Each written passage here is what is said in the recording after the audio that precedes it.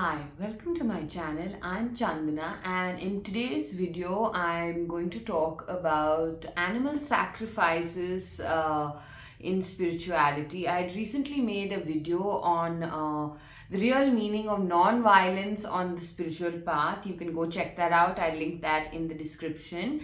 But what I want to say today is usually when people engage in animal sacrifices after their sadhana, which they do to the deity, what you need to understand is that these sacrifices, number one, are not being made for selfish reasons or selfish gains.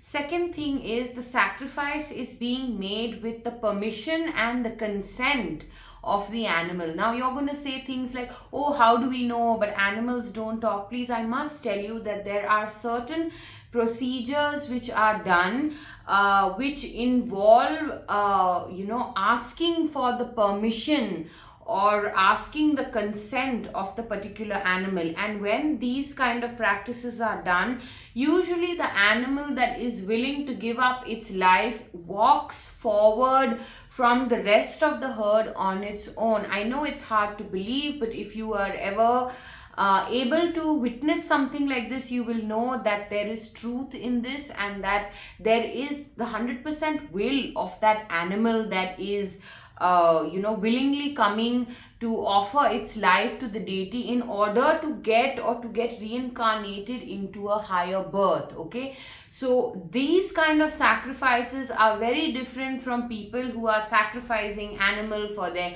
meat or for leather or for anything else. Okay, please don't get confused and mix the two. Okay, these are two completely different parts. Okay, and this one where animal sacrifices are made are done with proper procedures that not we have invented, that have been passed down to us by the seers of Sanatana Dharma. Okay, so if that's something that you feel like, oh, this is convenient to them, so it is nothing like that. And if you are in a place like this where these kind of sacrifices are happening, they especially happen in Devi temples and a lot of Bhairav temples or Shiva temples also.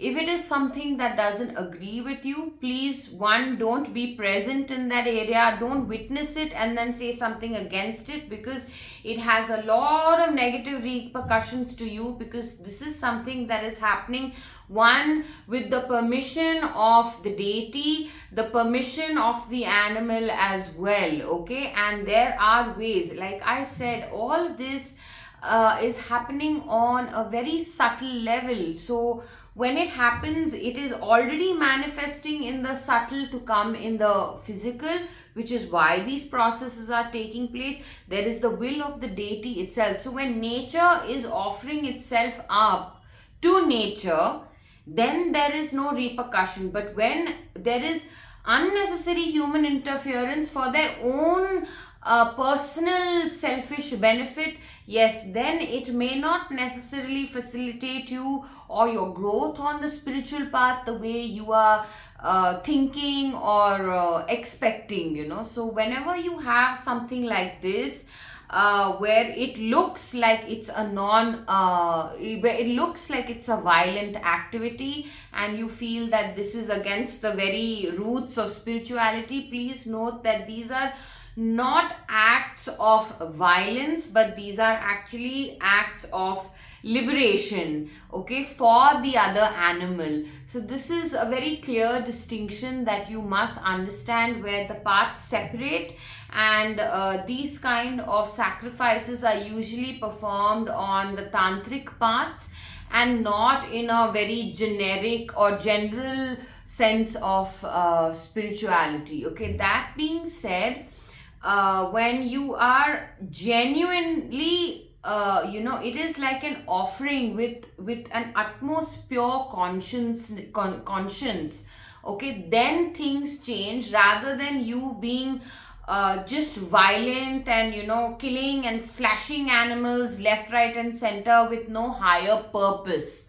Okay, and no consent also. So please understand that these two things are very different, And I hope this makes this clear. Until next time, take care. Namaste.